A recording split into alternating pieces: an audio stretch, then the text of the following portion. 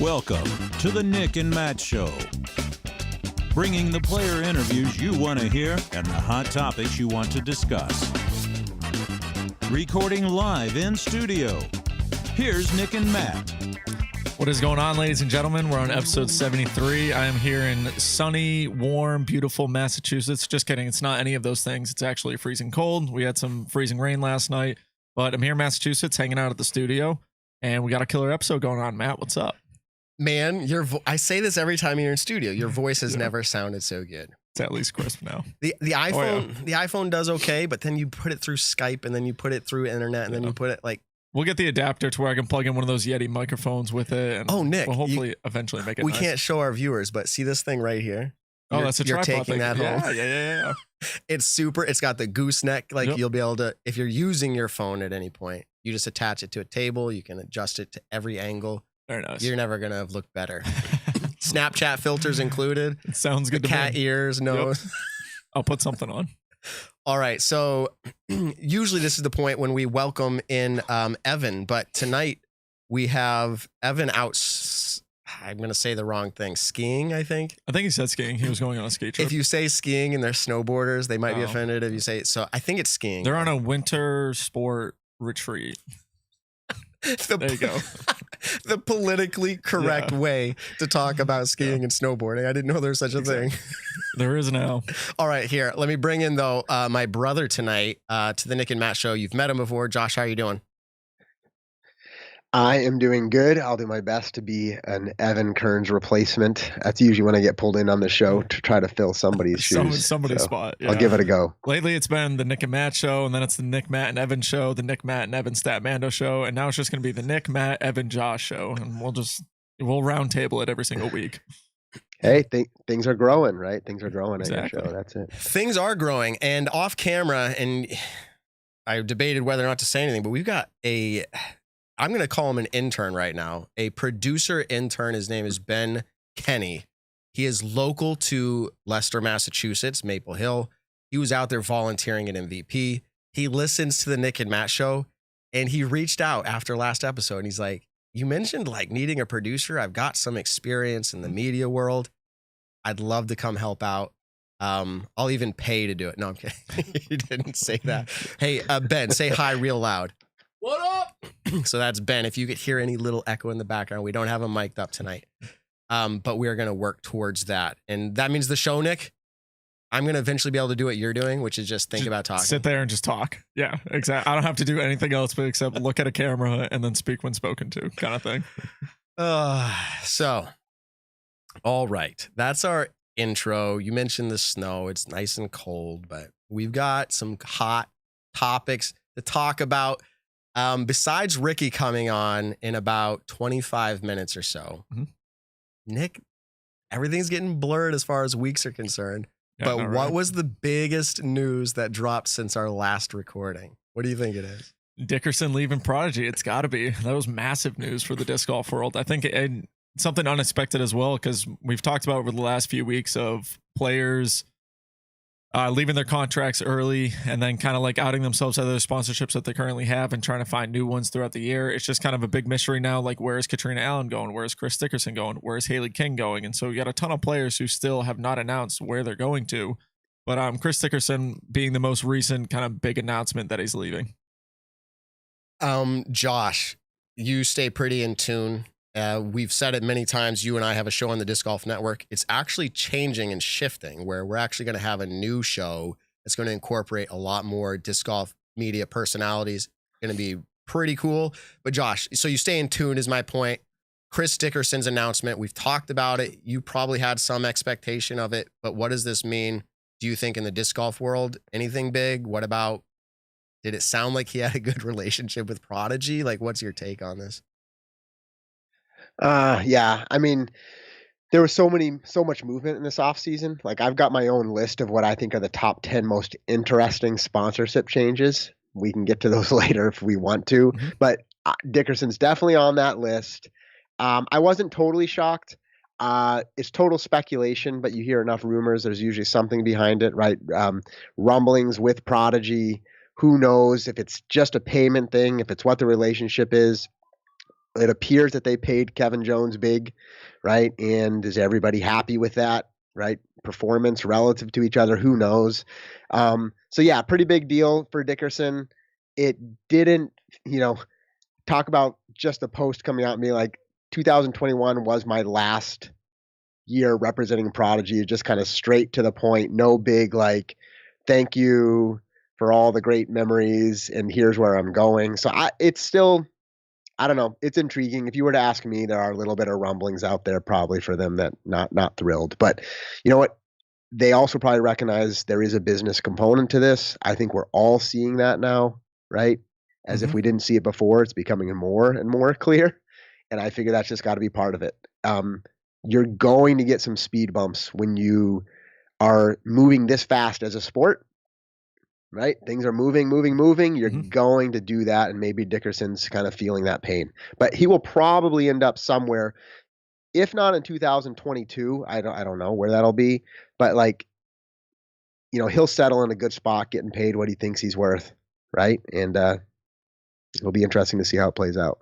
I've, branched out with the Twitter world with the Nick and Matt show and then my own personal Twitter account. And I am seeing that Ian Anderson of Central Coast Disc Golf had posted somewhere on someone's commented on something and was kind of not assuring people or like 100% saying it, but it was kind of like a big thing is potential Dickerson to Discraft, which I think would be massive, seeing Dickerson with Discraft. Great company, obviously. And they have all the discs that you need. And so a great player like Dickerson can kind of just come right into it. I did think it was kind of cool when Matt and I were originally talking about this, how Matt had said it is the last year that I'll be representing Prodigy. And what's funny is he said that in 2022. It's not like in November or December he came out saying, okay, this is my last year. Like, it's been great. Like you were just saying, Josh. Hold on. It was did he say this is my last, or did he say was my last? No, he says it was. Was his last. Like it just sounded so like. Well, it's almost like it's just something that's all over. of a sudden. Exactly. I think a part of that is players are getting paid now. Top name players are finally getting some money, and Dickerson is a major winner. He's won multiple Pro Tour events. He's a killer out on the East Coast, especially in the Tennessee area and the Carolinas. So I think kudos on him, but at the same time, it's like. It's tough because Kevin Jones comes out with his big announcement, and I don't think they ever came out with the numbers for it, did they? If there were no numbers for it, but you can tell that like he's making some good money, sticking around for 4 more years. Dickerson probably looks at it and is like, you know what, I'm worth more than that though. So I kind of just, curiosity, who's worth more as a player. And I went on to the wonderful statmando.com just to do a quick head to head between Dickerson and Kevin Jones in the 2021 season. Dickerson won 11. Kevin Jones won 3, and they had 2 different ties. So, I mean, it's pretty lopsided with their play from last year. And you can go back to, 2020, 2019. But I'm just going to say Dickerson is probably winning in all the categories of how many tournaments he's, done better at than Kevin Jones. Marketability-wise, Kevin's very... Go ahead. No, you just jumped to it because here's what I was going to say. Unless you are like the top 2, right? So the top 2... no one cares how marketable they are. I mean, I shouldn't say they don't care. That's an extra bonus. But if you are like winning majors, then that alone makes you marketable. Personality, anything else, right? Like if you're winning worlds multiple times, you're good. Anything else between like 3, 4, 5 and on down, I don't think anybody actually cares like how much you win or not in that tier. It's just got to be marketable because it drops off so far. So it's like, is Dickerson or Kevin Jones more marketable? Like, I'll let you answer that. I have an opinion. And by the way, one other thing I wanted to interject is you said Discraft has all the discs he would need. I think they also have all the money that he would need. Yeah. I don't know if you heard, but they were actively courting Ricky, which is coming on later, right? But so if they were actively courting Ricky, they had to be talking money somewhere in the range that he got at Dynamic Discs, right? So they were still looking to pick up big time players with big time cash contracts. I don't know what Dickerson is pursuing, but I think that certainly leaves that door open. Very realistic. Okay, so maybe Dickerson to Discraft. Nick alluded to the fact that Ian Anderson was saying, like, so there's rumblings out there, and that actually jives with what I had heard early on, rumors of. Is there any chance that he goes to Innova? Yes or no?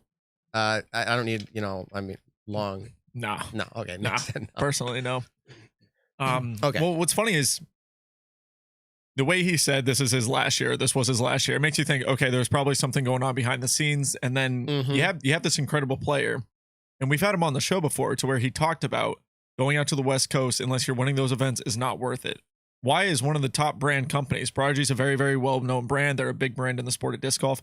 Yeah. Why are they not helping out, arguably, their number one player on their team to make sure that, hey, you don't need to worry about that. You don't need to worry about the flight or the gas or anything like that. Like, we just need you at these events, because Dickerson can play well on golf courses and disc golf courses, which the West Coast, like, I'd love to see Dickerson out in Oregon playing Beaver State Fling. Like, that's just something that, like, you want to see those kind of players play every single course. Because they don't view him as their number one player. Exactly. Right? And that's where, that's the whole issue. Exactly. And we can all have the opinion on like who the number one player is. I'm just saying, for me personally, I think Dickerson's a better player than Kevin Jones. And you also, the events that Dickerson goes to, he usually does very well at. It's rare to see him kind of have a drop off event.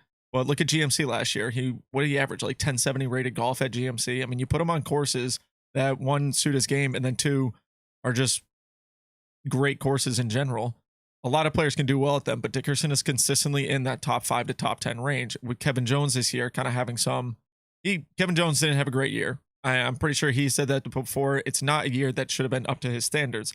But at the same time, you got to take that into effect to where, like, okay, Kevin Jones not playing that great. Chris Dickerson is playing well.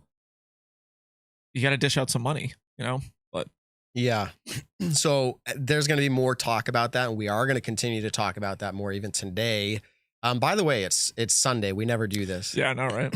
My whole week's going to be messed up. Keep us updated on the Pats game. Just kidding. No spoilers. Oh, true, dude. Like, okay, gonna have to go. I think they're playing the Dolphins at 4:30 or something like that. All right. Thank you, Doc Zen, for the super chat. Biggest question: where's Nick Carl going in 2022? Give us the 30-second version. Well, technically, I'm going to Virginia next week. No, I'm just kidding. I'm re-upping my sponsorship with Discraft, and then I've got a couple other things in the works right now that aren't out into the public yet. But like, all right. So what he's saying is, Josh, let's speculate. I've heard rumors early on, like resistance discs. I've heard all different things. We'll see what happens. I have zero idea, actually. I don't actually follow up with you, Nick, on these things. I just wait for Nick to announce. Yeah, exactly. So maybe nothing. Maybe you got things of your own being worked on. I heard, I'm not going to say it out loud, but if you're listening, this individual says they listen. So we'll see if they do.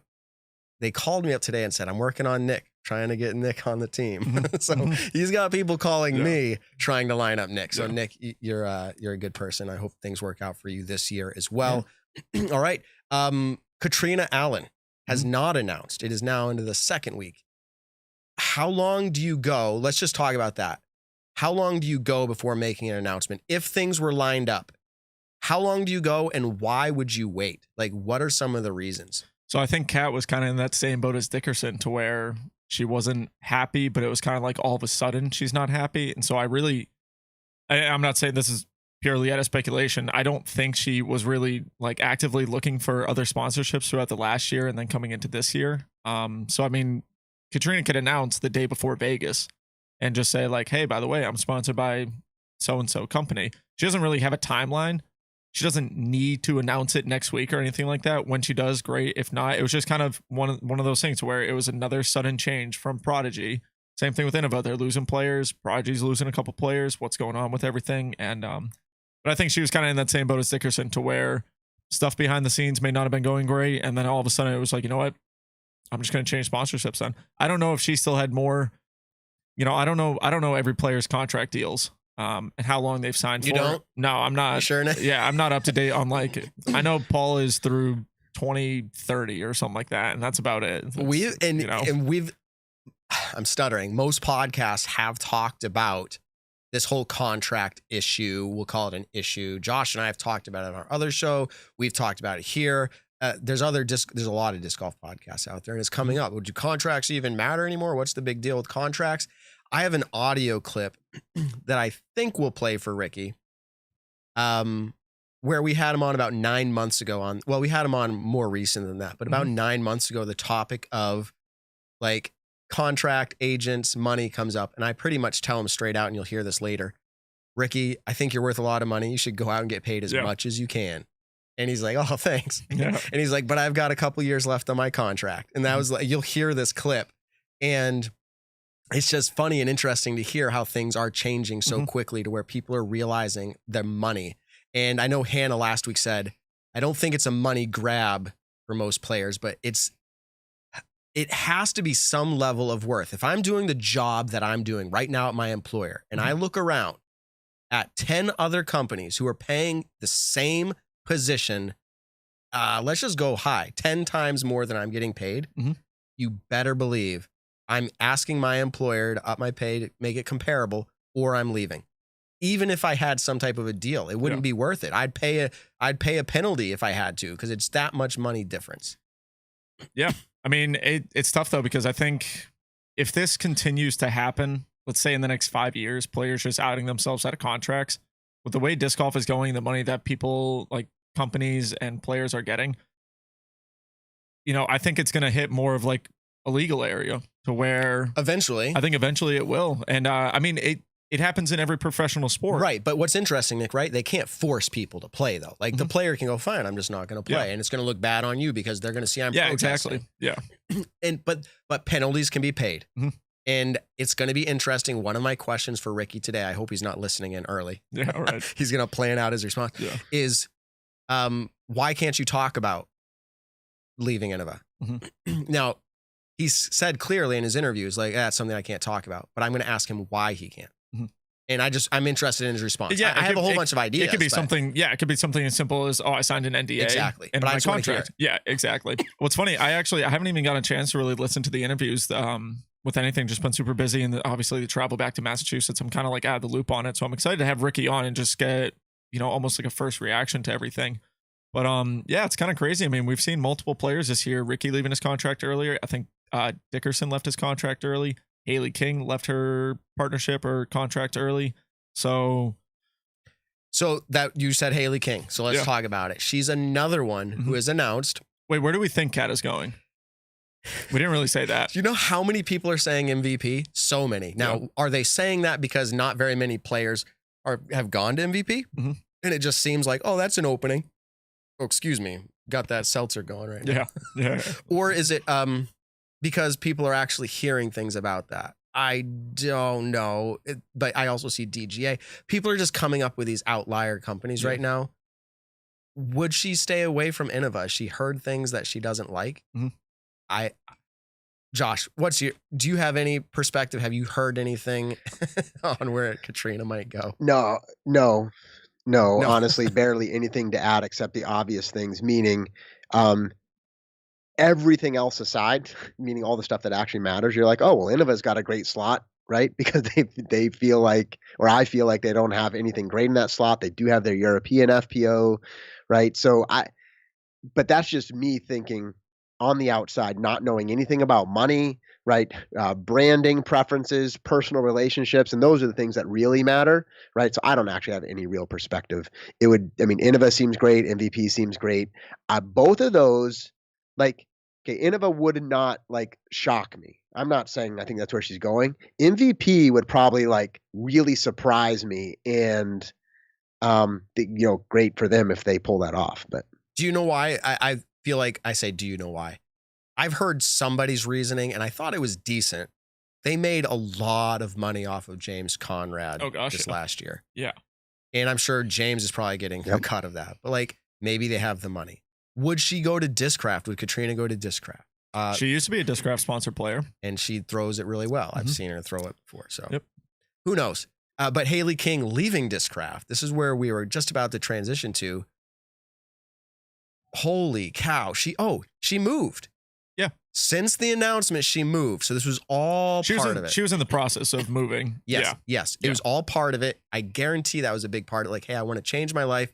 I want to move here. I want to do X, Y, Z. And it doesn't make sense for me to stay with Discraft for some reason or another. But she moved down south, right? I say down south for the rest of the world. They're not sure where that is, but down to the Carolinas. Yeah. Innova has a whole East Coast hub there. She going to go play at Innova, or has she heard things she doesn't like about Innova and she's going to go to Prodigy? What do you think? Yeah, I mean, it's completely up in the air. I have no idea. What I'm kind of like really curious on is the MVP. We haven't seen a big signing come out of MVP yet this year. And then Discmania. Who is Discmania's top FPO player right now? Is it Ella Hansen? Has to be. Okay, so it has to be Ella Hansen, right? And then I'm thinking in my head, I'm like, you know what? What if Discmania just, ponies up the money and gets that top FPO player? They create great plastic. They've got their own warehouse now. They've cut their ties with Innova, which is another company, or players, whatever, cutting their ties with Innova. So potential Discmania.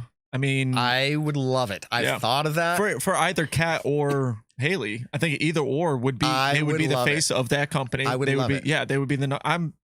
Exactly. 100%. I don't know if we talked about this, but Kyle Klein getting the promotion up to that's coming up. this guy. Okay, we can talk. No, let's talk about just thought about it in my head, but yeah. Wrapping up that quick topic on Haley King and Katrina Allen being brought in at the very end there to that. I think Discmania getting an FPO star, or at least make it their FPO star. Like, you do not think FPO when you think Discmania. Ella Hansen, I think Ella Hansen right now. Like, that's who I think. I don't think Discmania. I think Ella Hansen when I think of, like, she's a Discmania player, but I think Ella Hansen, not Discmania per se. It's a different way of thinking. But like Haley and or Katrina going to Discmania, I'd be like, wow, Discmania, way to go. Like, big move. So it's funny because Ella, she crushes. She smashes. I think she got like second or third at the World Distance Comp for the FPO players, maybe first or second or something like that. I think that'd be a great fit for either player, Haley or Katrina Allen, adding the Crush Girl onto the team and just kind of like re-upping their FPO side of things in the Discmania world. But another company I think slowly trying to get back into the game of things is DGA, one of the original companies in disc golf in general. They own discgolf.com, which I think is kind of funny. Like, discgolf.com doesn't bring you to like the PDGA website. They invented disc golf, bro. I mean, it's just funny. They were the early ones into it, but I think that's a company. They had a big signing with Andrew Marweed, incredible player. They're coming out with his line of discs, or a couple signature series discs for him. But same thing. I think a player would do very well going to that company as well. So wherever these people are going, who knows? It could be something funny because DGA and Discraft have that kind of partnership that Innova and Discmania had.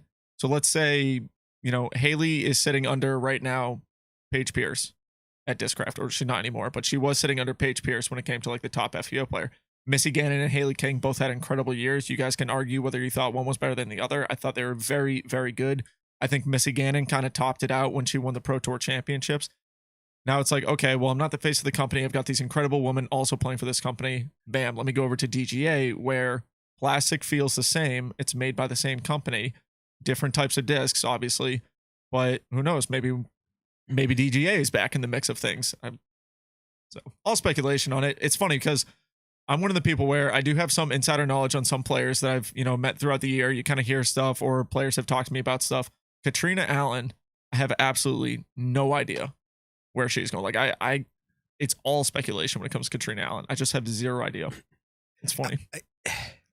The topic of like, and I've thought about this for a while, the money's getting into it. So this is less likely of a topic, but a player just having an open bag purely and not having a main sponsor. Wasn't that a little bit of Josh Anthon near the end? He was just kind of like, hey, I'm just going to play disc golf and try to win. Oh, yeah, exactly. Oh, yeah, I was playing with him up at GMC, just kind of like in a practice round. He's throwing a mixed bag now, and he loves it. He's not tied down to anything. So. Right. And I mean, I say unfortunately, but like now that like $1 million contracts out there, or even let's just go down to $250,000, like it's hard to just go, I'm just going to play an open bag with nothing tying me down for free, when I could probably tie down to a bag, which you wouldn't have to like force my hand, Nick. If someone said, hey, I'll give you $250,000 a year to throw, I'm going to throw their plastic. So I think, I don't think Haley, my point is, or any of these other players are going to go like purely out of this realm of like manufacturer sponsorships. Now, I think really quick before we end it, Katrina, Haley, and Chris Dickerson potentially announcing new sponsors, let's say in the next few weeks. Are they talking numbers in those contracts? Josh, what do you think? This is I actually am curious. Let me reflect briefly, like with like Ricky and Kona. Like I want to know who wanted to make sure that those salaries were public, right? In other words, was Ricky saying my salary needs to be public? And Didi's like, sure. or it was DD, like we are going to pay somebody big and we want to make it public. The reason I ask that question about their situation, because those were the most recent public ones, is it depends where they go, right? In other words, if Katrina thinks this is important to announce it publicly, she's going to have to find a place that's okay with that, right? And like, is Innova going to do that? I don't think so, right? So it's really hard to say. And lastly, I think you only announce it if it's anywhere near in the range or larger than what Kona and Kristen are getting. So yeah, I was just with all about that to being say, said, yeah. With all that being said, if I were to guess, no, I don't think it's going to be public. Well, okay. Everyone was jumping in on that. I want to answer Josh's questions, and I'll turn it to Nick. I asked Kona that question. The Nick and Matt show got an invite to the Discmania press conference when they announced the players. And one of my questions. Dynamic Discs. Oh, Discmania. You got to give them credit. Yeah. No, they paid for all those players. They don't need to get the credit. They are exactly. They're trying to milk that all for what it's worth, which is great if you spend that much money.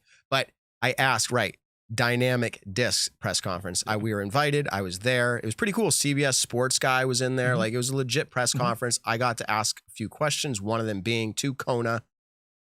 Who brought that up? Was that you? Like, what was the importance level of that? And she said, if I recall, that she brought it up in conversation to them. She said, what do you think of us doing 500,000 and making it public? So to Kona, it made sense and I think it does make sense. Like you said, Josh, if the number's right, it makes sense. So this goes to, will Katrina, will Haley, or will any of these other players announce it? This goes back to what Evan said a few weeks ago. Hey, if the numbers are right, they will. Because like, does Katrina come out and be like, yeah, I'm making 100,000 a year? Why would you announce that? Well, that's what I mean. So now like if they're, I was going to say, now at this point in disc golf, where we are starting to see players' contracts, Kona and Kristen releasing their contracts, which was massive. If Katrina makes less than that and she doesn't announce anything, do we just automatically think, okay, she's not getting paid as much as Kona is, so why is she taking that deal? Like, you know what I mean? Like, she could be getting paid more than Kona and just not release the numbers. I would like for them to release the numbers, just have a general idea of everything. And I think it reflects better on the sport in a sense. But do we think right away, if Katrina doesn't release the numbers, do we automatically think, oh yeah, she's not making as much as Kona or Kristen? You know, that's where we're talking about the 2021 world champion. Like, it's not like she's the 2014 world champion anymore. We're talking about someone who literally just won the world championships. I think multiple world champions, right? Josh, and recent. So what's the answer then? I think, Nick, that's a great question. So now, like, if they don't answer, if they don't announce it, Josh, does it mean they're making less? No, there's way too much speculation, so everybody know that. Like, I'm just making this stuff up. But like, you could see a situation where like it's a bridge year where she goes somewhere because all this stuff seems to have happened a little bit short notice. She gets paid a good amount of cash. Let's say it's like $100,000, but it's not announced and it's a short-term contract. All because then she wants to make a big contract next year, right? Because companies, unless they were already courting somebody, may not all of a sudden be like, yeah, I was holding a spot for a $500,000 player, right? I don't know if that's the case. But if there wasn't a lot of money on the table, then you would take that bridge year as an open bag. But like you said, you're going to do that and lose out on $150,000 maybe? Probably not. Exactly. But go somewhere. Like, I don't know. You don't have to feel the pressure and be aside watching it, but you don't have to announce it like to the world, in my opinion. Like, take a year, make a splash next year. Yeah. Right?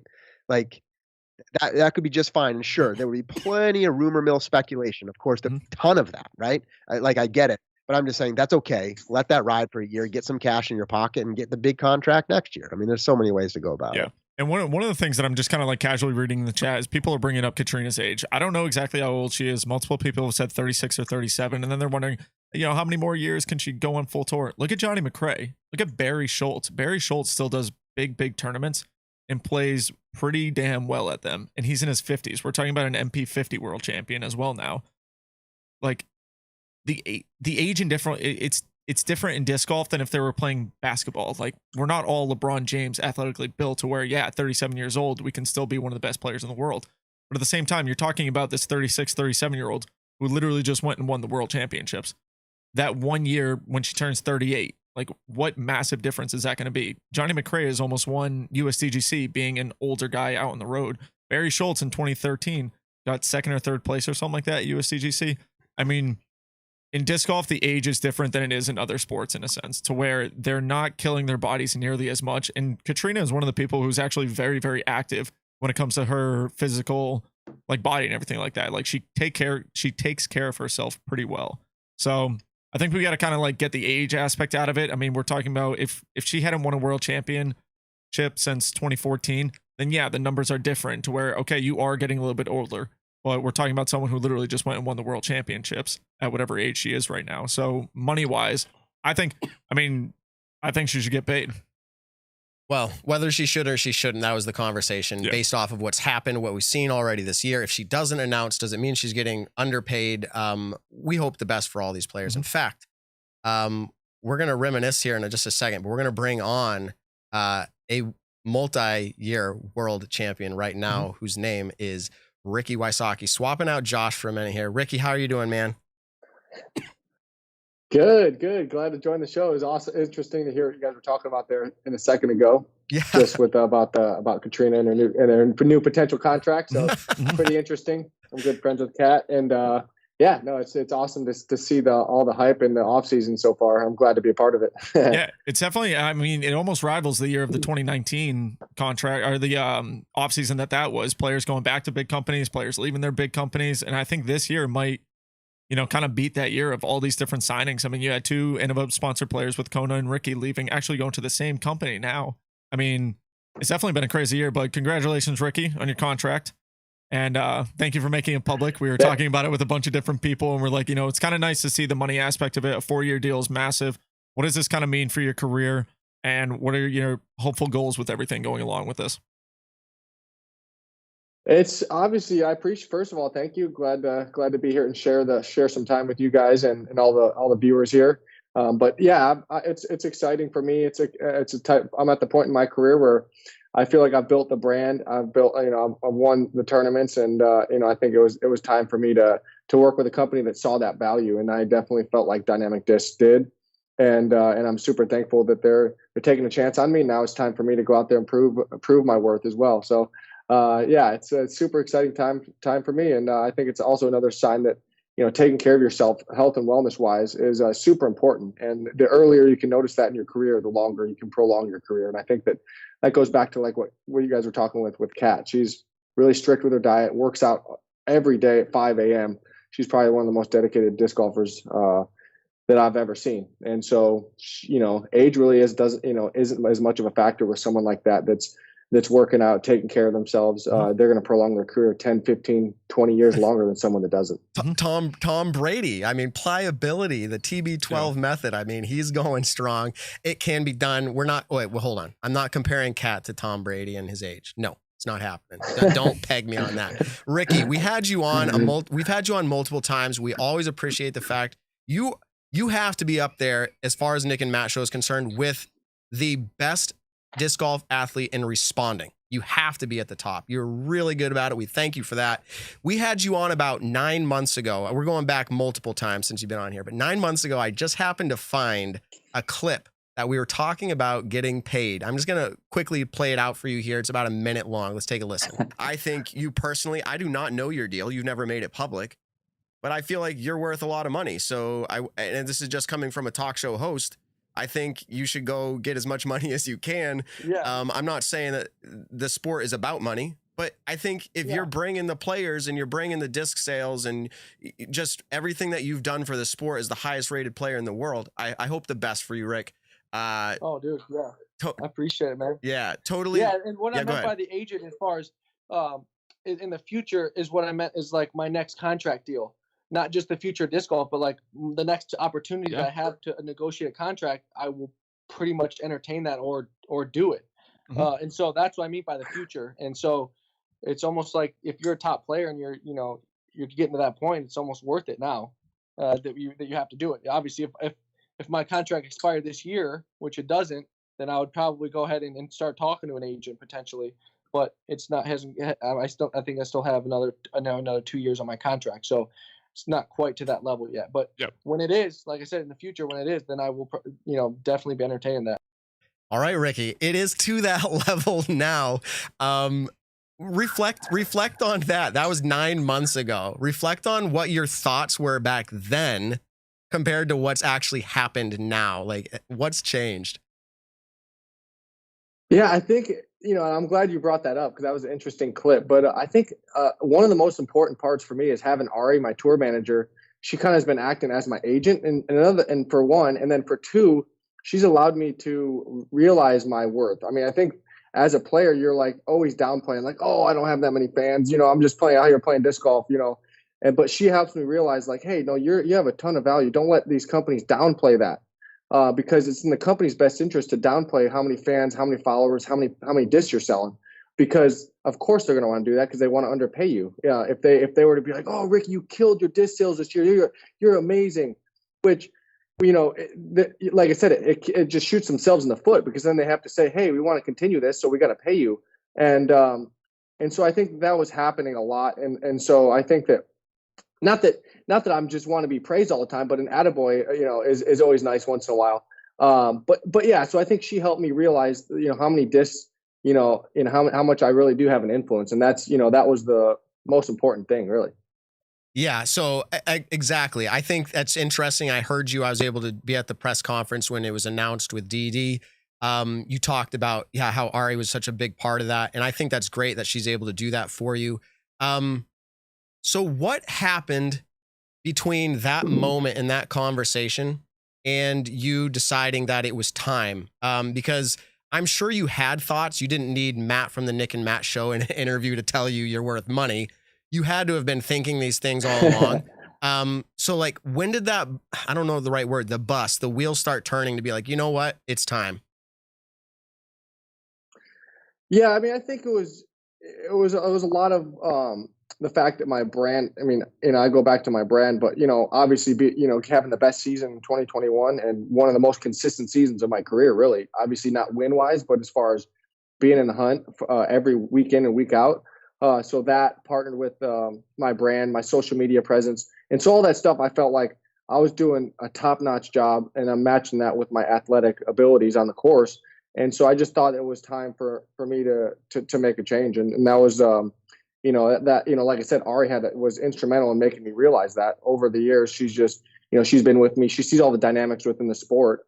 And so I think having an outsider looking in almost gave me like a fresh view on it, as opposed to like sometimes when you're in the situation, you get caught up and you don't realize certain variables. And so she's helped me realize all the variables that go into a contract and into a career like, that I'm having. And I'm, so that's, yeah. And that's what I think is going to be happening more and more is having players, having agents and managers to be able to see that and actually take some of the pressure off the player. Mm-hmm. No, definitely. I think agents and managers and everything like that coming into the sport, I think it's definitely going to be a helpful thing in the future. So we all know it. You signed with Dynamic Discs back in 2016 and back in 2017, where you won your world championships. You were with Latitude 64. What was kind of the reasoning not to go back to Latitude 64, but to go to Dynamic Discs? Because I know they're all part of the trilogy, but I'm not really sure in my mind, how much of a relationship do those three companies actually have with each other? Like, what was the choice between Latitude or Dynamic Discs in a sense? Yeah, so I think that Latitude's really starting to work with a lot of players in Europe, and so I think like Kristen and Albert and those players, mm-hmm. they're on Team Latitude, and then you see like obviously like me, Kona, Gavin, Matteo, all these players are on DDE because it's obviously in America, and so I think that's the biggest difference. Is when I was sponsored by Latitude, I was going through Dynamic for a lot of my discs, a lot of my just business stuff, get paychecks, all the different things that you need to do work with a sponsor. It all went through Dynamic and then went to Sweden. So I think that definitely had was a factor in the decision of, being sponsored by Dynamic, but it's all, like you said, it's all under the similar umbrella to where, all three companies are the same. It's just Dynamic, they obviously want to make a splash. They're, I think that they obviously saw that they needed some top level talent. And so I think that it's revitalizing their brand, and they're obviously seeing that. And I think that was, obviously another key point was just having all this, top-notch talent on the same team. Mm-hmm. Mm-hmm. Wow. So again, I was able to ask some questions, hear some insights at the other press conference. So one of them, we kind of joked about you flying in a helicopter, and you're like, hey, maybe that's the new future to the tournaments. Drop me off at T-pad number 1. Away we go. But in all seriousness, it's a weird world, right? Sports, public contracts, money being made. But the fact that we know that Ricky Wysocki is a millionaire, or at least is going to be, and at least at this point, 250,000 Bitcoin, tomorrow you could be a millionaire with just that. Who knows? Let me ask the question. How does something like this big of an actual contract guaranteed, practically change your life? And I'm talking even outside of disc golf, if you want to share, just like the day to day, what was it like sitting down? Like, dang, I got all this money now. Like, what do I want to do? Does it free up brain space, stresses? Like, what is it? What's the practical aspect of a contract this big? Yeah. So for me, it's more of like, hey, how can I? But my first thought is, how can I invest? So I bought a house, an investment property in South Carolina near my parents. So I bought that. I'm gonna have my dad take care of that. I just bought it outright. And I was like, hey, Dad, we're going to Airbnb this and rent this out. And then I started a 401k, obviously doing this crypto. So I'm just diversifying a lot of my money in different spots. And so I think it's something where you see a lot of professional athletes. They're like, yeah, they're really good at what they do, but they're not professional investors, and neither am I. But I feel like I'm smart enough to where I want to diversify in real estate. I want to get some crypto. I want to have a 401k. And so I'm not going out and just going crazy buying stuff. It's still, I'm still being cautious and setting myself up for the future because, disc golf and sports in general, you never know when that injury is looming. But, I do my best to stay healthy, stay strong, and stay in the gym and prolong my career. So I still think I have at least another 10 years of playing. But I just have to set myself up now. And the sooner I do that, the better off it's going to be in the long run. So for me, the first thought was invest, start the foundation, and give back too. I mean, that's something I'm going to be doing. That's, I want to give back to the community that gave me so much. And so the foundation's been working a ton. We're going to have that rolling out by Vegas potentially. And so, yeah, it's investments for me, but then also invest right back into the disc golf world and grow the sport from that aspect too. Mm-hmm. Now, does this change how you'll be touring in 2022? I know you've been one of the players who has a van, but you get the Airbnbs. Are you going to start flying to more events, or try and still just do the driving aspect of life? Yeah, so I've always just liked the van. I could get an RV, and I can get pretty much whatever I want nowadays. But it's more of like I just feel comfortable. I meant like more like a van or RV. Pretty much whatever. I didn't mean like that like a flex or nothing. I was just meaning like clickbait, I could get an baby. RV if I wanted to. We're changing the YouTube title tonight. Ricky says I can get whatever the hell I want. Go for it. There you go.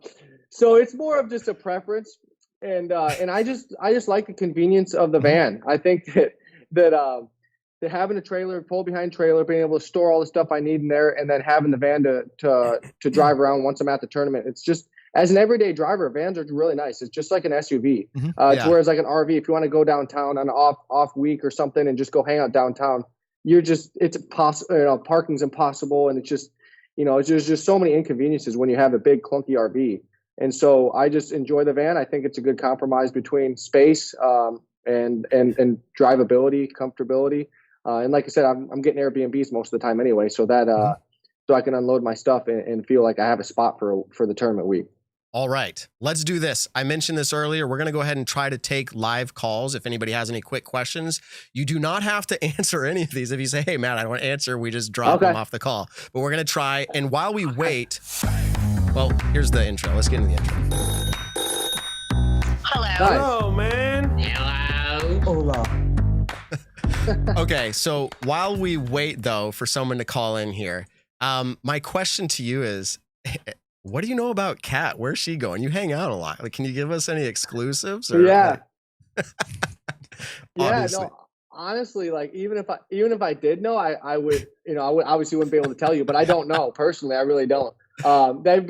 Maybe there's an NDA signed. That's something that is starting to happen. Obviously in the sport is companies are wanting players to sign NDAs just to keep it on the low. Luckily, Dynamic wanted we were both comfortable going public with it. And I think, I want to help my peers and potentially, giving them some leverage and negotiating potential future deals. But yeah, I'm thinking that there's an NDA involved to where whatever company she's going to, and this is just speculation. Do not hold me to this. But I'm just saying that's a dynamic going on in the disc golf world, is that there's NDAs, which means legally she's bound potentially.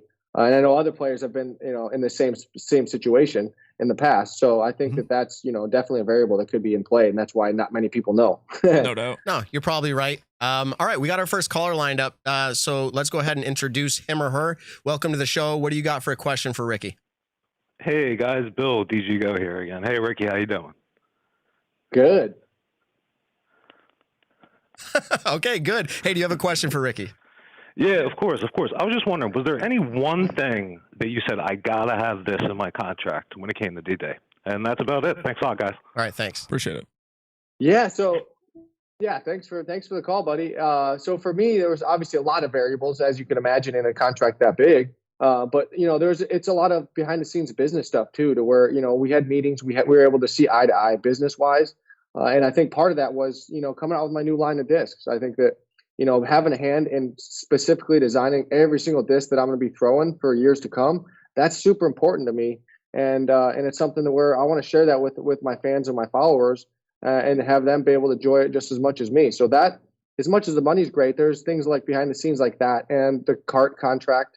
That I'm getting with Zuka. I'm going to be designing my own cart with Zuka. So they just gave me free reins to do so much stuff behind the scenes with business. And that's also played a huge role. Awesome. All right, we got another caller lined up. They're eager. Welcome to the show. What do you got for a question for Ricky? Hey, how's it going? This is Randy. I was just questioning why you went to dynamic discs. Oh, just straight up. Why'd you go to dynamic disc? There you go, Ricky. You kind of answered this, but elaborate as much as you want or a little. All right, thanks for the call. Yeah. Thank you. Yeah. Thanks, Randy. Yeah, like I said, it had a lot to do with business, but it also had to do obviously with the people involved. And, disc golf's really pretty small, honestly. That's, there's Discraft, sent me an offer, and they were on the table.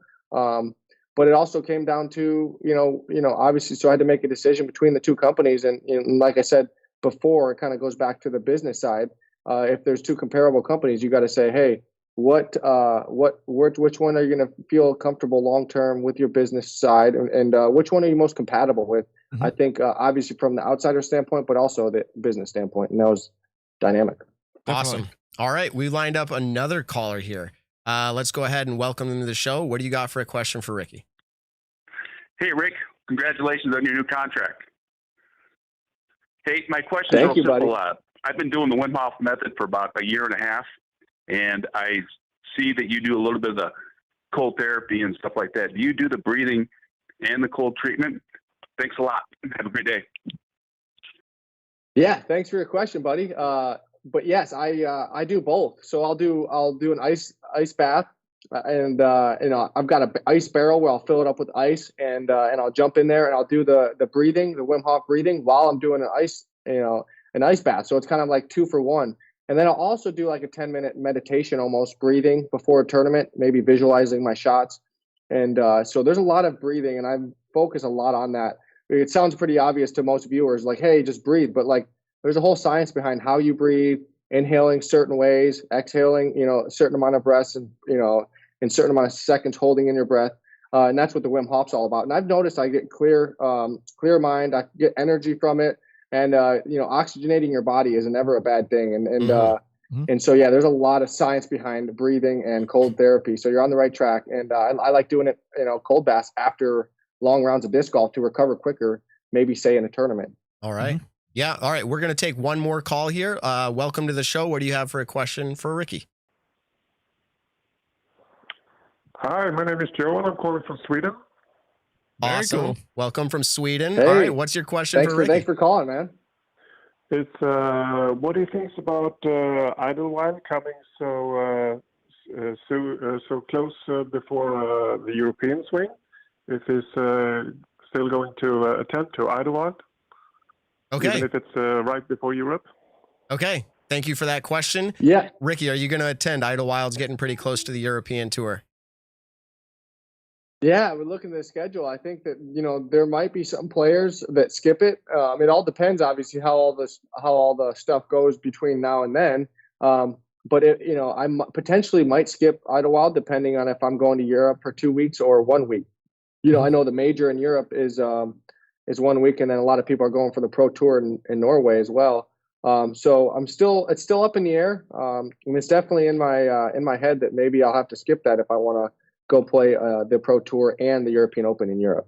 Mm-hmm. Awesome. Thank you, everybody, for those calls. We appreciate that. I think I realized I have a slight audio issue on my side where maybe they couldn't hear Ricky, but that's okay. We could hear them. Ricky, everyone could hear except for the people doing the call, maybe. But so those are great questions. Thank you very much for that. Hey, Ricky, we've taken up your time here, but I had one more kind of question that I've thought of since the last press conference where I had you. Is you had mentioned you're not really able to elaborate on anything with Innova's deal. Can I just ask, like, why you aren't able to elaborate on anything with the Innova deal? Yeah, no, not really. I can't really elaborate much. Yeah, it's something. I just can't talk about it. NDA, nothing. You can't. There's nothing you could say about why you can't say anything. Yes, okay. You got that right, unfortunately. Okay. Sorry about that. No, it's not a sorry. Here's the deal. Like, this is what our job is, right? And this is just, we asked the question. You didn't hurt my feelings. Oh, yeah. Didn't hurt my feelings, Ricky. Hey, thank you so much for coming on. We give everybody an opportunity to shout out, but would you just tell me what football game you're watching behind you? Oh, look, you can see that. Heck yeah. I think, what am I watching? I think I was watching the Rams game. Okay. Nice. Yeah. I don't think it's clear enough to where we won't get all copywritten, but we should be good. That's so funny. Sorry, I'll turn the screen a little bit. No, you're totally fine. Thanks for asking. What about you guys? The Pats are getting killed so far. So. Yeah, it's 17-7 so 14-0, yeah. I think. No. Yeah, it's 17-7 now. Okay, Yeah, 17-7 now. Yeah. Oh no, spoilers. Ricky, I didn't. I'm sure. Sorry. Oh, did you record it? No, don't worry. We have the ongoing joke that you can't spoil live only sports. A thing in disc golf. Exactly. Yeah, exactly. Yeah, exactly. That's what's wild about it. It's only a thing in disc golf where it's like, you know what? Like, I can't watch the Pats game right now, which I'd love to be. Believe me, on a Sunday, I love watching the Pats with friends or family, whatever. But right now, I'm obviously doing the fun podcast. I just go on ESPN, look at it, and there you go. I'm up to date. It's like UDisc Live almost. All right, Ricky. Exactly. Right. It's insane. Thank you so much for coming on the show. Again, appreciate it more than you know, just the ease and the accessibility. You are a true people's person as far as fans go. You're very connected and active. I think you're second to none with that. So thank you for that. We'll have you on again. I'm sure you're going to win a whole bunch this year with new plastic and all. Are you giving yourself any timeline on like getting used to the plastic, or you feel like you should come out of the gate swinging?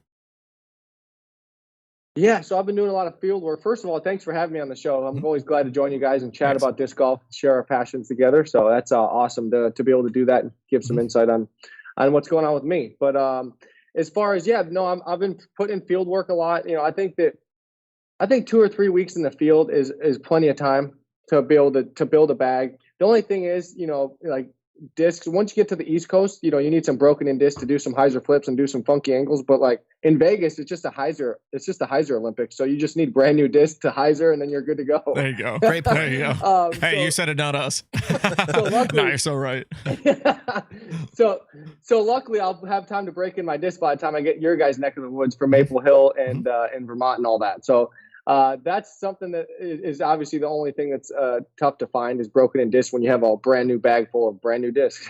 That is true. All right, Ricky, we've taken up enough of your time. I don't know how much you're getting paid per hour, but if we broke it down, we owe you a lot. So thank you very much. Thank you very much, Ricky. We'll catch you another time. No problem. Thank you all. All right, take it easy, bud. Peace out, man. All right, everybody. Ricky Wysocki. What a good, always energetic, laughing, smiling, great interview. Can anybody do that math real quick? What's $1 million divided by the hours of a year? Anybody in the chat or anywhere? All right. Figure that out for me. Let me know how much we owe Ricky. Where's Statmando when you need him? Josh, we didn't quite give you the opportunity to ask any questions. Is there something we missed that you think we should talk about a little bit, or any questions that you think you would have liked to have known now that he's gone? Well, yeah, now that he's gone. No, I know I could have barged in if I had something important, but I think it's fun letting the callers engage as well. And for what it's worth, he has been doing a lot of interviews, so I've heard a lot of Yeah. his answers. Yeah. I still, if you had, put me on the spot to ask a question, I would have drilled in a little bit more, similar to what I was saying earlier. Is I'm just curious how important the contract being public was to him. I remember talking about this when Paul came out, and everybody said, well, it's easy for you to go public with your contract when it's the biggest contract ever, right? Mhm. Like it's like, well, of course it is. When you're at the top of the game, you're like, yeah, I'll tell everybody. Oh gosh. Right. But then we haven't seen a lot of public contracts. And then now Ricky gets one that is, you can debate it however you want, equivalent, maybe larger, smaller time frame. I mean, right. There's different ways to look at it. But it's at least it's right. It's on par with that. And so I'm just curious, right? What if Dynamic Discs would have said, hey, we're going to pay you the $1 million, but for whatever reason, we don't want it to be public, right? Like, in other words, does he feel like he's trying to shape the game? Paul talked a lot about that. Of course, Paul wanted the money, but he was trying to bring the game up, right? And make it public.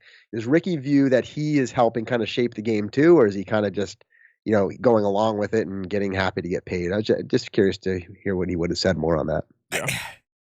I say this because that's what we do on the show. We kind of speculate and think about things. It's I'm thinking, what do they say? Damned if you do, damned if you don't. Like, he's starting like a foundation, right? It's the Wysocki or the Wysocki Bomb Foundation. He's getting $1 million a year. And you start thinking to yourself, what, are you just going to copy everything Macbeth did? But like, if he didn't do that, then people are going to be like, oh, you're not going to start a foundation. Yeah. Like, so it's kind of like a lose-lose in that sense. But I think Ricky's in a place where he just sees it as like, no, who cares what anybody might think? This is just what I want to do. Ricky's like kind of, I don't know. He just does it. Like, hey, yeah, let's do a foundation. Yeah. Like, if it's good for me and good for you, let's do it. But yeah, I know, and not in a bragging way. Like, I don't get any of that sense. But I think Ricky, and this is a good thing, by the way, right? But is conscious of the competitive aspect between him and Paul. And I think he thinks this contract is better than Paul's, right? And I think he's not going to go out there and say that. But I've heard enough of the sentiment in some of his interviews where somebody was like, so-and-so, and he's like, well, it's actually a little bit bigger because of the 250 like bonus, right? And it's like, well, okay, I know, but there may have been other bonuses that Paul chose not to make public, right? Yeah. You know what I'm saying? It just like, and disc sales, and I mean, so it just gets, you can look at weird, royalties. Yeah. I was gonna say, I know, right? But what I'm my point being is like this is a good thing. It's the competitive spirit, right? Like it's all about marketing, because what's actually making more? You have to literally look at their final tax filing to say who's making more and who in the world cares and why should we do that.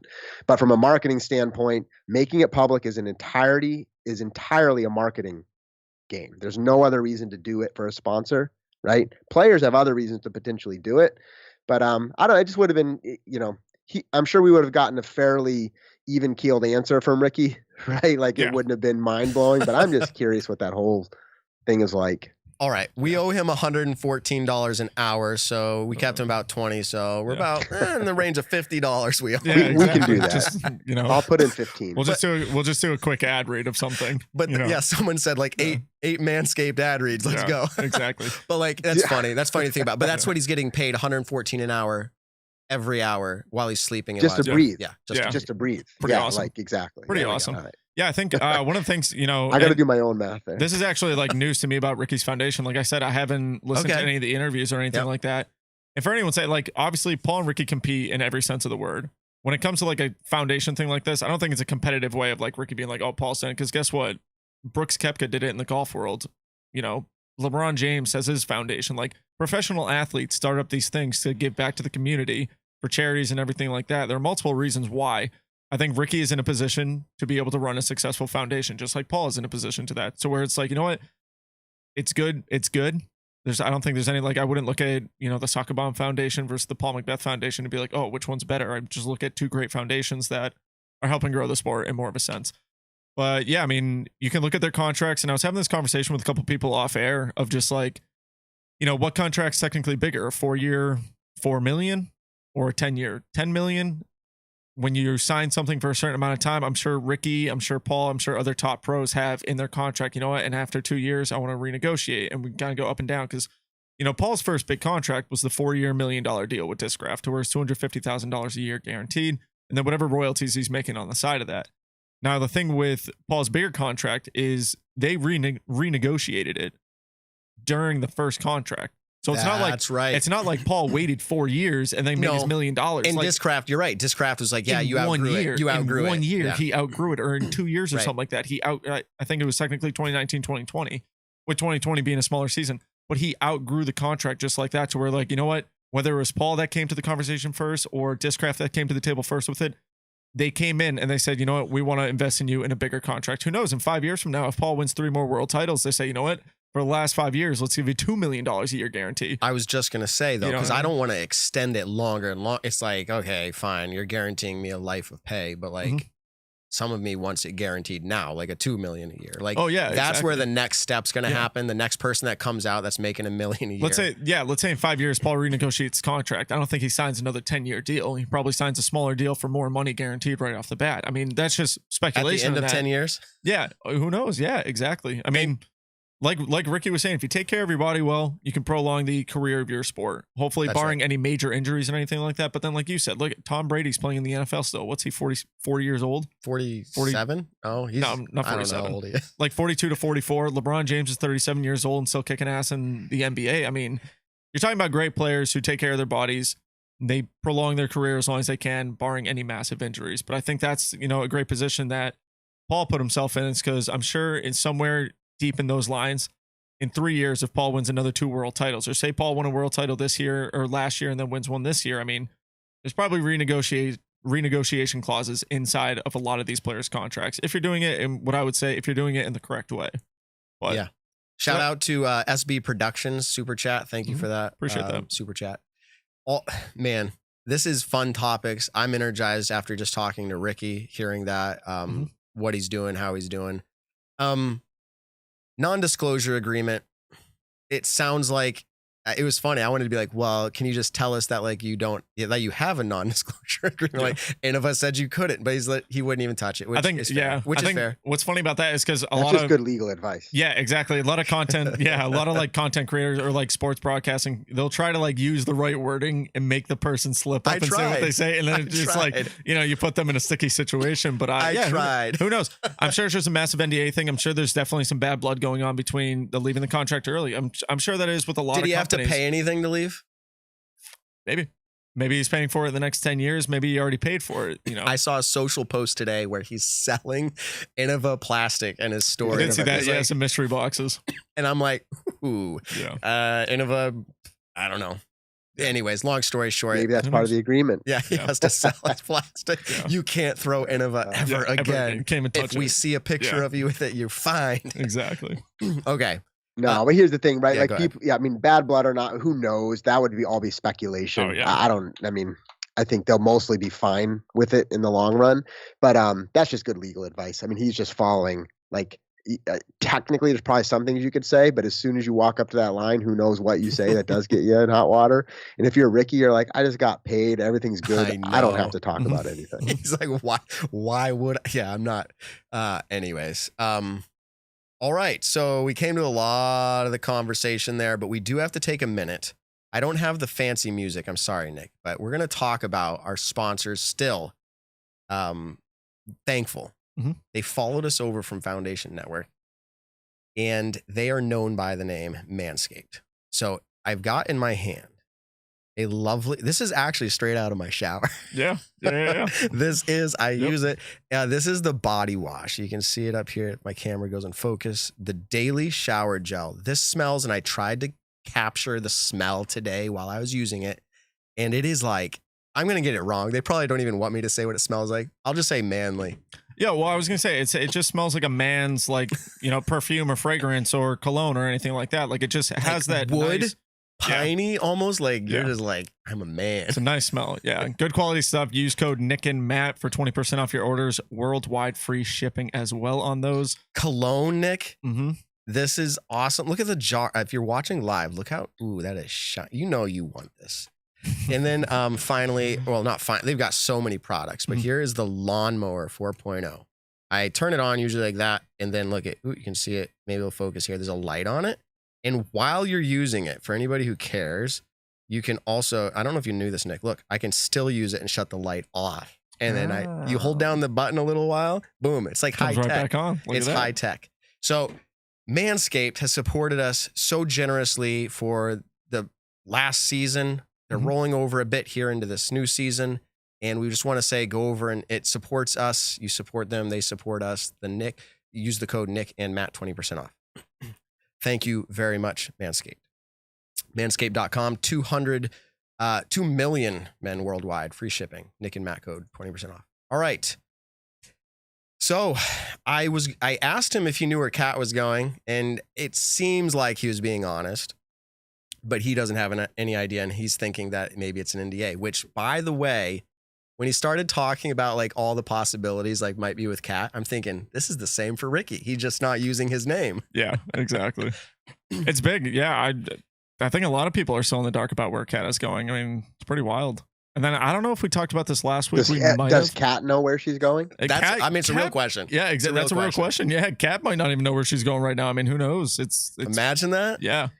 I'd love it if someone just in the chat just shot me a message and just told me all the inside scoop of everything, because then I can at least, try to word my words correctly. But did we talk about Nico leaving Westside? Or kind of, I don't know if he got the boot. I don't want to say that in like a mean way. Did he leave? I was going to say. That's what I mean. Did he say anything about it himself? I haven't seen anything Nico posted about it. I haven't.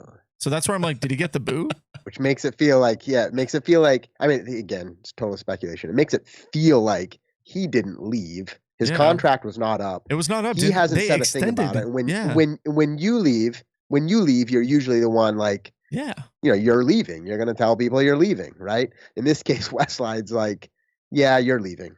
Yeah, exactly. Like, all right, yeah, bye. And I'm pretty sure they extended his contract this last year. So it was kind of like that one kind of got me. I don't know. I heard things about, and I'm literally saying things that I don't understand or like have heard, but I like speculation that there's like morality clauses and there's things in his contract where like that are untied specifically to disc golf, but like, hey, maybe you did something you shouldn't have. Who knows? Like, I'm just saying there's things, and that's probably what happened. Something was broken because they obviously didn't resign him. And if they kicked him off the team just to kind of open up some cap space. If they, if everything legally went through, I mean, you open up cap space for Matty O and then Ricky and Kona. I mean, they made some big time moves this year. The trilogy themselves, especially DD and Westside, definitely put themselves back in the game of disc golf. Yeah, I remember when there were rumbles, I don't know, even only a year or two ago about, how Dynamic doesn't really have any big players and why. And then I remember some of the current players and people kind of getting ruffled feathers, right? It was just, normal social media drama, not like real world drama. But people kind of be like, what are you talking about? Like, but now it's like totally different, right? Well, I mean, you have, one of the best players in the world and some other really good players, and it's going to be interesting to see. Yeah, I mean, look at it plays out. Doesn't it make you excited for the year to come, right? Oh gosh, it's awesome. Especially, I mean, I was just looking up old videos of like Santa Cruz Master Cup or whatever, just old Ricky putting videos, and just watching him putt with a dagger just always seems such a more pure thing than him ever putting with any Innova putter. And not that Innova makes a bad putter, I'm just more saying like he just looked comfortable with a dagger. I don't know. But I mean, like you were saying, looking at the last 2 years, I mean, what was a big MPO win for Dynamic Discs in the last 2 years? I don't think there was one. So no shade against anyone who was sponsored by them or is sponsored by them now. But shade. We're talking like they had great players. I mean, Chris Clemens is a phenomenal player, one of the best lefties, arguably the best lefty in the world, with probably the greatest forehand lefty in the world. And then you had Eric Oakley for a number of years who, was hit or miss at certain events, did well at some. I know at Waco this year, I'm pretty sure he did, top 15 at Waco. But then other events he didn't do as well at. And so you got to make your moves of your team to where, you have a marketable player, but one of the biggest key factors of marketing is having a player in your team that's going out and winning. So did you ever read the Ulti-World article where they said like DD doesn't have like a good team? Like there was that last year or whatever. Yeah. That ruffled feathers. And but the point is, like, it was a not a news item, but a conversation point that was happening to where they felt it was relevant to even have somebody write an article on that. I don't think the sentiment of what they were saying, I don't think was wrong. Like, I think it actually made sense because I was thinking the same thing. What you just said, Nick, right? Echoing off of that same thing. Here's something I'm going to do. We've never done this before. I'm going to give an opportunity. Josh, what's interesting, we're going to take a live call if anybody has any questions for us or a topic that you would like us to talk about. Maybe not a question, but like, hey, talk about this. We'll just drop you off the line. We just want your input. Josh, they will not be able to hear you, but you'll be able to hear them. That's something I found out tonight. But let's go ahead and open back up the lines. Hello. Hello, man. Hello. Hola. All right. I am opening back up the lines. It's going to take 1 second, though, for people to be able to call in because I just realized I shut down something. That's why we're about to bring a producer in here. He's going to do a lot of this for us. All right. So, yeah, if you have any topics you'd like us to talk about, we still have a few lined up here, but we're going to let you kind of have a voice in the matter. So let's talk about this while we wait. I think you mentioned this. Kyle Klein resigned, but with the Sky team. So he's now at the same level. He's at the same level as Simon Lizotte and Eagle McMahon. Does that sound right to you? Was that a good move? Oh, yeah. Okay. I mean, what's funny is Simon actually kind of hinted at it earlier this year when he was like, a lot of people, this sponsorship's good for, let's say, Kyle Klein. Like, he was really saying, like, this is a good opportunity for Kyle Klein. And that's when we had the speculations of Kyle Klein going to DD. But anyways, we got our first caller in. What's going on? Hello. Hey. How you doing? What's your name? Good. My name's Hunt. I'm down here in South Carolina, a long-time listener, of course. And I was just curious. I spent my day yesterday at the Flyboy Aviation Center, Prodigy Disc, and I was absolutely amazed by the layout of the course and how everything was just amazing based on the fact that it was a community of Delta retired pilots and 25 different people were flying their planes in and out of there. I really hope this becomes part of the disc golf community for the future. Have you been there? And do you want to get involved in the disc golf community? Thanks. All right. Thanks for your call, Hunt. So that's a good question. It's interesting. This is almost like the call and promote whatever you want show now too. Yeah, like, no kidding. Come on and be like, hey, like, have you checked out this product yet? Like, hey, I guess that's what this is. It's free for all. I have heard about this Flyboy course. I actually I've never played there. Nick, have you seen anything? I feel like maybe I've seen Garrett Gerthy throwing some shots. Yeah, I remember Prodigy back in like 2013, I think when they announced, or 2012, whatever it was, they had done a quick video of all of their pros throwing off of certain hole or certain hill or whatever. But I don't know if I've ever seen any coverage of it. I personally have not been there, so I would not be able to say whether or not I would want to see it involved in the Pro Tour or not. I mean, obviously, great disc golf courses we want to see involved, and if they can be showcased correctly, then amazing. But I don't have an answer that you're probably looking for in the sense of like, I honestly have no idea. And if he's calling in though, there's a good chance it's a good course, probably. Yeah, exactly. But good is relative. All right, we got our next caller. What's your name? And you got a question for us or a topic? Hello, this is Jack. Hi, Jack. Welcome to the show. Now, I just have a prediction, if that's okay. It is okay. I think Cat and Dickerson are both going to go to MVP.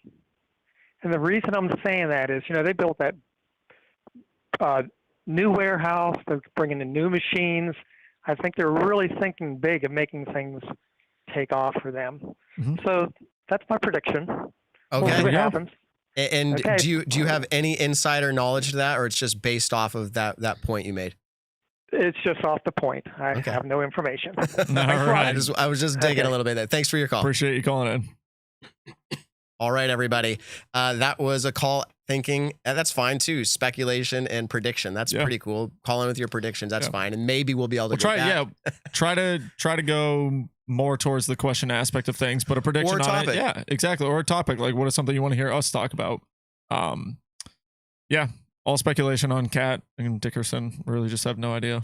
But who knows? All right. Someone said, I was going to say, someone in the chat said Matt's on mute. And then someone commented, nah, we hear him. So we always hear Matt. We always hear Matt. Yeah. Let's see if we can get one more call. Well, actually, we'll just leave the lines open. Yeah. So I'm curious who MVP is going to pick up. They got to pick up one person, right? After the year that they had and the year that James Conrad kind of like helped. Couldn't they be trying though? Couldn't they be trying? They could be. Oh, definitely. I mean, MVP is still not. They don't have as much money as Discraft, and so when Ricky wants to, potentially make a contract deal with, Discraft or Dynamic Discs, MVP is not in the conversation of like that much money yet. But you got to think they want to sign at least one kind of notable player this year. But anyways, we got a new caller. What's your name? Where are you calling from? My name's Jeff. I'm calling from Augusta, Georgia. What's going on, Jeff? Well, you guys touched on it a little earlier about some of the disc golfers, just athletes in general. There's a lot of great older players now. And I was just wondering, what do you guys think is kind of the age limit at this point to be competitive at the highest level? That's all I got. Age limit as like when you're tapping out. That's what you mean, right? When you're not as competitive on the Pro Tour as you would have been. Yeah, like to perform at the highest level, maybe in Open or Women's Open. All right. Thanks for the call. Cool. Appreciate it. So in the sport of football, for instance, right? Quarterbacks renowned, and I'm not doing this to rant on or like to promote Tom Brady. Like that's a whole topic, but like there's a point. Same thing for running backs. In the professional scene, they say, if we're smart, we know historically that this timeline of someone's life, they are not going to keep up. Yeah. Like they might be able to play high at a amateur level, but like the top pro level, it taps out. Do we know what that is in disc golf yet? I mean, there's no number on it. I mean, you have players right now where a lot of people are thinking the young guns on tour are still, they're going to be ones taking it over. I mean, when's that going to happen though? I've said this before in the podcast. That might not happen for another 5 years. Kyle Klein had a great year, almost won USDGC. He won Idlewild. He might not do anything for the next 3 years. While Paul Macbeth or Ricky Wysocki or players who they're not old yet, but they're getting older. I mean, Paul's in his 30s. And so you're talking about someone who is still, he just won USDGC. Kat is in her, mid 30s potentially. Like I said, I don't know her exact age. She just won the world championships and she won other multiple Elite Series events this year. So right now the age is kind of, I'm not saying like limitless at all, but at the same time, Johnny McRae, I don't know exactly how old he is, but he competes still pretty well. When he goes out to Pro Tour events, he is still very competitive. Dave Felberg. We haven't seen a lot of Johnny McRae last year, but I don't know if it was age-based. I'm pretty sure he got Lyme disease. And I know that is something that potentially could have, and that's, it flares up. Yeah, exactly. It flares up. Barry Schultz, though, I was saying this earlier. Barry Schultz is still someone who competes relatively well at big events. He's not going out and playing the full-time tour right now. But I mean, we're talking, if you keep your body in check, barring any massive injuries, I feel like a 38 to 40-year-old could still compete, especially someone as great. Like when Ricky's 40 years old, and if he's still potentially playing, then he's still going to be competitive. Like I don't think his skill is going to deteriorate that much. And I don't think the competition from lower levels right now, or younger levels, I should say, is going to be that much greater. Josh, I want to involve you in this. So you're the oldest in the room right now. You just tapped out. I was just going to say, is it because I'm the oldest? Yeah. Yes. So I'm going to give you kind of like a subtopic of this in a way, because like disc golf right now, we've talked about this. The older the sport gets, the more pool of players you have to go from. And eventually, they always say this, your top 5 become your top 10, your top 10 become your top 20, your top 20 eventually are like, you have to be like top 100 to even be on tour at all. Like you, meaning like top 100 is the same as being like top 10 used to be. Yeah. Okay. That is a big part of this conversation, right? Because like at age right now, you're still able to tour if you were probably, in your 50s. But like, so what's your idea on that question?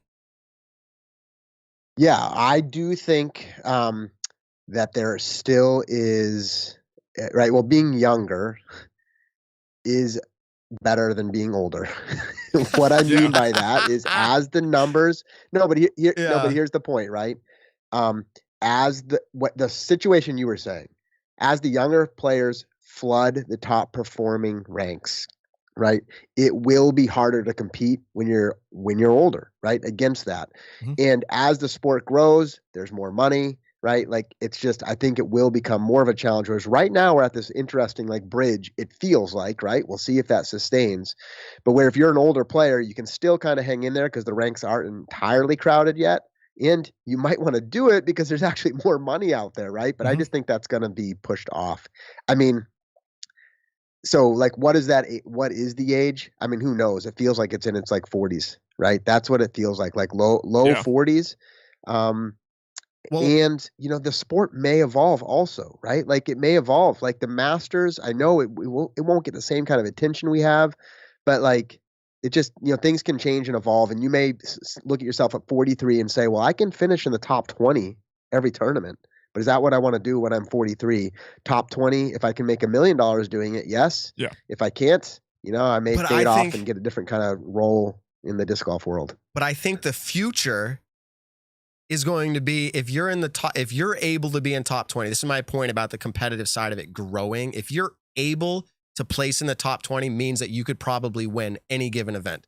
Like, I don't think that's eventually what we'll get to. I don't think we're there yet right now. Like, there are players that end 15th through 20th who will probably never win an Elite Series in their whole career. Right now. But we're which also is talking, crazy. Yeah, exactly. I mean, you're talking, but you have those players who just were so skilled throughout their whole career, like a Tiger Woods type player. I'm going to kind of equate this to golf right now. Even someone like John Daly, who looks like the most unathletic person when he's out on a golf course, but because he is very skilled in the sport that he's playing, he can still go out and potentially win a tournament. I think he did a couple years ago, won a big tournament. Or like Phil Mickelson, what is he, 50 years old or something like that? And he just won a massive golf tournament not too long ago.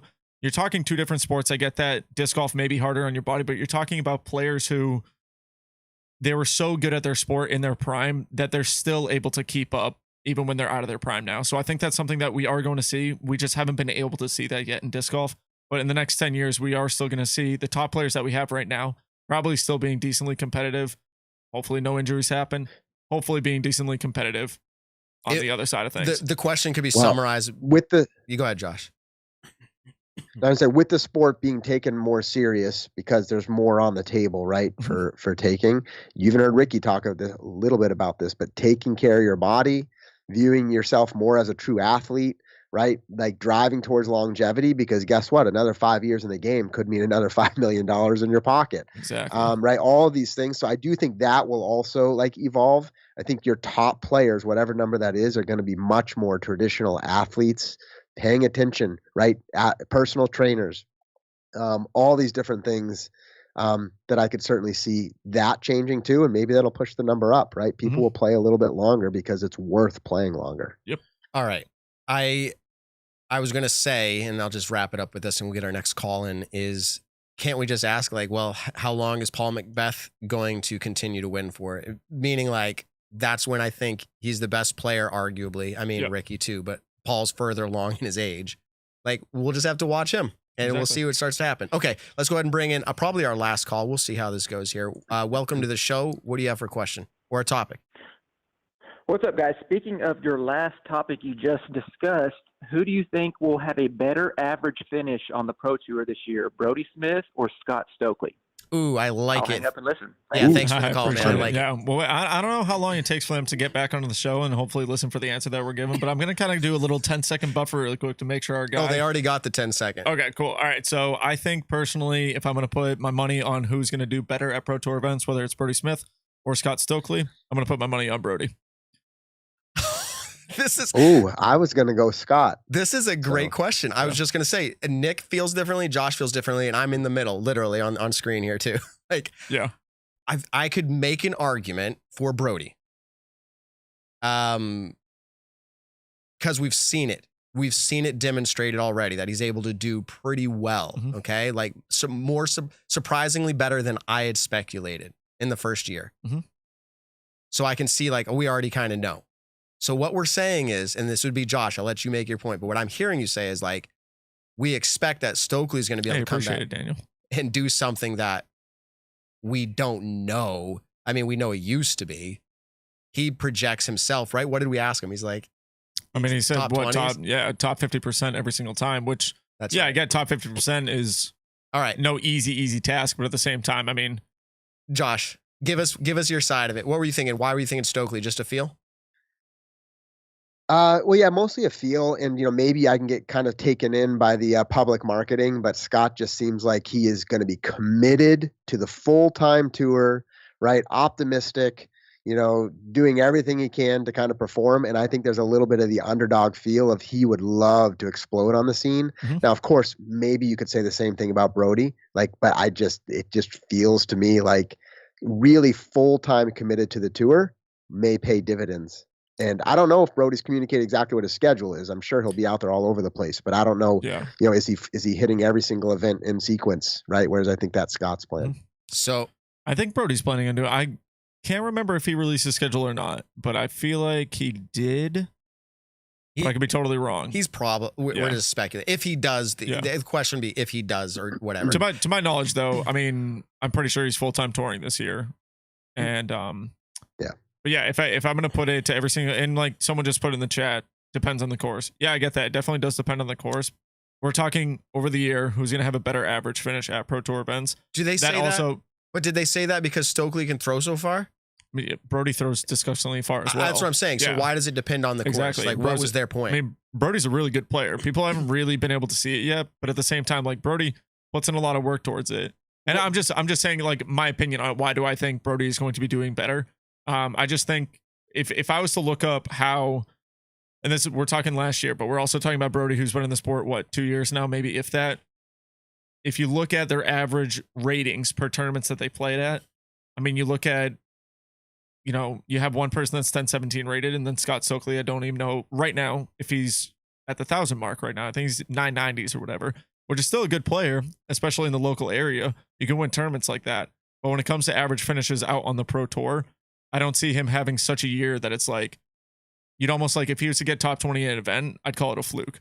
That's just like just saying, because it's back on his first year. You know, I would have said the first thing, you know, if Brody got top 20 at an Elite Series event last year, I'm not saying that it was a fluke, but it probably wouldn't happen again the rest of that year. I don't know exactly Brody's stats and everything. Stokely's, I know he did well at a couple of them. Stokely's 992. And I remember on our show when we interviewed him, he said, well, that was back since September, but I've played a lot since then, and I feel like I'm averaging well over 1,000. So he says he's averaging enough where he thinks like it's something that, you know, next year and a year from now we can look at and just be like, you know what, we have this topic now. Who had a better year? I'm curious what other people call back and remember this topic and remind us. And that's just my personal opinion. I mean, I'm not saying either of them are elite players right now, because they're both not. But at the same time, if I'm gonna put $100 on it right now, I put my money on Brody. Right. Ooh. $100. Wait, that's the new sound clip for Tony. Scott Stokely could be the DGPT Rookie of the Year. We don't know. Yeah, that's true. Right. Well, yeah, I just like maybe one more like very short thought is we've talked about this on multiple disc golf shows. You cannot discount experience. Mm-hmm. And I wonder, like, obviously it's speculation. I don't know, but like, it's been years for Scott, but he has a lot of experience. I mean, like world's level competition. Brody doesn't have that yet. Yep. And I just wonder how that plays out, like smarts in the game. Now, I think Brody has the skill sets. Like, it's nothing about saying he can't do it. He actually probably can. I wonder, it's like a small margin, but this is really exciting to have kind of these second tier things to watch, right? Because it's fun to watch an event and you see the top card, but it's always fun to scroll down the leaderboard. I would be curious how far we have to scroll down to find these two names. Exactly. It'll be a fun thing to watch. And by the way, you know, you can favorite it on UDisc. Those are the two players. Who's doing better? Yeah, exactly. Is Stokely playing Vegas? Scott and Brody Tracker. Like if Stokely's playing Vegas, then right there, right off the bat, we can tell, you know, who's going to start the season hot. Do I put my money on Brody at Vegas? Yeah, I do. It doesn't say upcoming events, does it, for a player? It just says next event. This is a fun one. But anyways, that was Daniel, by the way, longtime listener, Nick and Matt show. Daniel is the one who asked that question. Good to actually hear a voice to the chat. Like, yeah, no, right? It's nice to put a voice to the chat. Yeah.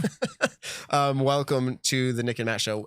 So yeah, that's all we had for calls. Really wrapping up here. I know it's early. Everyone's like, wait a minute. They're looking at their watch. Like, that's only been 90 minutes. I haven't even gotten back to work yet. Like, driving to work, back to work. We know people do it. Appreciate that support, by the way. But we'd be remiss because our last show, we had Gannon Burr on the show. And Gannon... Oh, I got so much crap on this for Twitter. I had a bunch of people tag me because I know exactly where you're going with this. I had a bunch of people tag me saying, oh, heard it on the Nick and Matt show that Gannon's leaving Prodigy. I'm like, I had to tweet back at like 10 people and be like, you did not hear that. I said, Matt misspoke. And I told Matt on the show that Matt misspoke. I was like, I don't think he actually said that. And then someone was like, no, he definitely said it. I re-listened to it. I'm like, I'm telling you, Gannon Burr, do not make us, you know, it's funny, like, do not make us the TMZ of speculation and everything like that in the sport. Gannon Burr did not say on last week's episode that he was leaving Prodigy. I just want to shout that out there. It doesn't matter now anyways, because he announced, hey, I'm re-signing with Prodigy Disc for 2 years. Now, I will say, and I actually wrote this note down for this week, because did I speak too forwardly and presumptuously? That's a word. Yeah, I did. I was convinced. I had convinced myself. I'm just, that's what it is. I had convinced myself after seeing him, and I wasn't able to follow up with him, but like seeing him sell discs leading out of the off season, like adamantly, like, hey, I'm getting rid of this collection, that, and I'm looking for like tilts and everything. Yeah. I'm like, something's going on. And then I heard him say, like, yeah, I haven't made an announcement yet. And I'm like, oh, you haven't? And well, then, like, it's because you asked him, like, what would be like a life-changing thing, or like what would be a big, like, in your words, what's a big announcement? Yeah. And Changing you had said you asked him the question, like, a change of sponsor. And he said, yeah, that would be a pretty big announcement. And I think that's when your mind was just like, oh, there you go, I got him, like, clickbaited, you know. So I don't really want to go down this whole road here, but good for him. But like Prodigy, did they say like, hey, to our two, like right now, our two more elite players, because Dickerson was leaving, they like, yeah, you know what? You can tell them, just have fun with it. Like, and or like, just tell them like you have a major sponsorship announcement. Like, because both Kevin Jones and Gannon Burr both were like, yep, like you could say like, it's going to be a big deal. Yeah. I think they were coached in the way of how to conduct their interviews or their videos, in the sense of like, let's really, really hype this up. Because they were getting no press.